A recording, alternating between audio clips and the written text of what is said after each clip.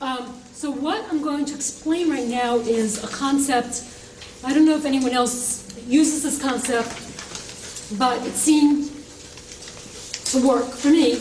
I call it a sensory reinforcer. So a reinforcer is anything that motivates a person to want to repeat a behavior. So you love these Therapro programs so much, you want to come back following month. So having a great program is reinforcing for all of you. Maybe an edible is I never use edibles, but some people do use edible reinforcers. I try not to because there's always issues with allergies and choking, and they get obesity, or they get full, or I prefer not to for all those reasons. But I use movement, a sensory a lot, as well as other sensory reinforcers. Anything that makes a person want to repeat a behavior is a reinforcer. So if you go to the store and your child is screaming for a candy bar, and you give that child a candy bar, next time you go to the store, of course, he's going to scream again because he figured out that screaming will result in a candy bar. So we are reinforcing the behavior of screaming. But when the child is screaming, and we give that child maybe a hug, we're meeting that child's sensory needs, and then next time you go to the store and they want that candy bar and they're screaming, maybe you could just say, you're not, or when they're not screaming, I'm going to give you a hug. When we start, I'm going to give you a hug again. On this aisle, I'm going to give you another hug, and this aisle, I'm going to give you another hug, and they're getting their sensory needs met, and they're not going to reinforce that wonderful sensory experience of the hug with the candy bar, because we're not waiting for that candy bar to show up. We're going to keep giving that hug throughout. So I like sensory reinforcers. They could be something nice they smell. They could be sitting on a rocker, some kind of movement apparatus. And I don't know if I have a slide of this, but I'm going to tell you right now. I did this recently. There's a man at work who he's always doing this, or he's in a rocking chair. He's always rocking. He's always moving, or stimming like this. And he eats very little, and the nurse has a very difficult time getting the medication in his mouth. So when I looked at him, and she was struggling, and she said, I just can't do it. She left. I said, let me try. So I went over to the rocker. I put my foot under the rocker, and then I shoved a little cushion under the rocker so it didn't move. And I said, open your mouth. I'm going to give this to you, and when you're done, we'll rock. And he just went, and I shoved it in. And then I took my foot out, and he rocked. And the nurse was like, wow, can't believe you got him to take the medication. So, I don't know, it didn't seem really nice to kind of sneak it in, but he needed it. And sometimes he just doesn't eat either. So I think he has a lot of sensory defensiveness in his mouth. He doesn't like food, and this was pudding. This was medication and pudding. And that was a struggle. And he has the objective of taking an object and putting it in a container. So I took a container that is vibrating. I put a little motor inside the container. It vibrates. And I told the staff, don't use something fun that he likes. Don't use a beanbag. He likes that. Take something really boring, like a block. It's pretty boring. And he's willing to give up. So I showed her, stop the rocking chair. He's holding this vibrating container, same guy. He put the block inside, and then I gave him a beanbag, which he likes to do this, and then I took, he was able to rock, and that was it. And I said, all you have to do to meet the objective is do that 3 times in a day, and that's it, because he does not use his hands otherwise. So I'm trying to use those.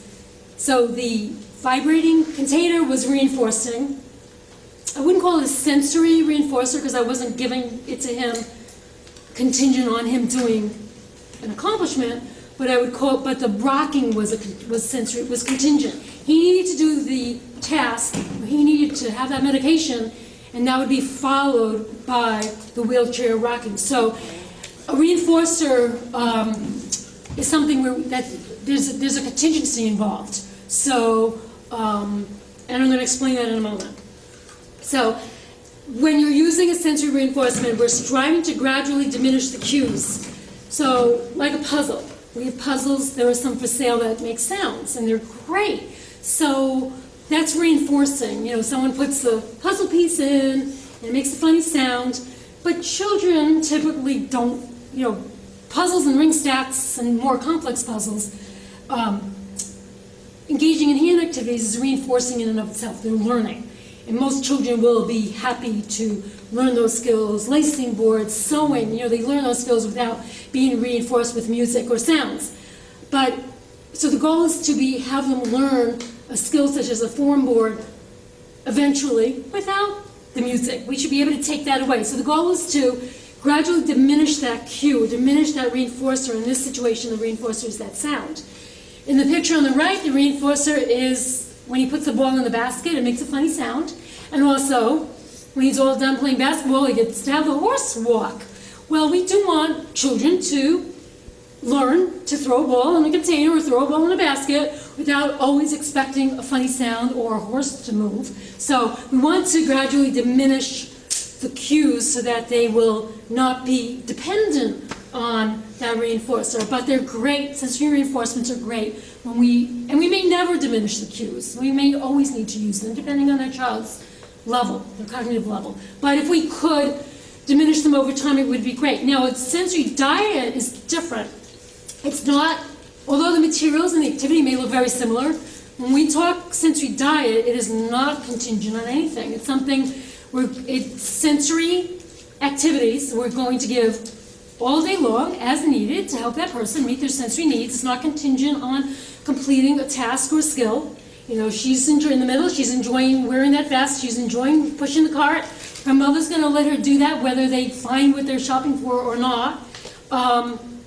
He's on the horse.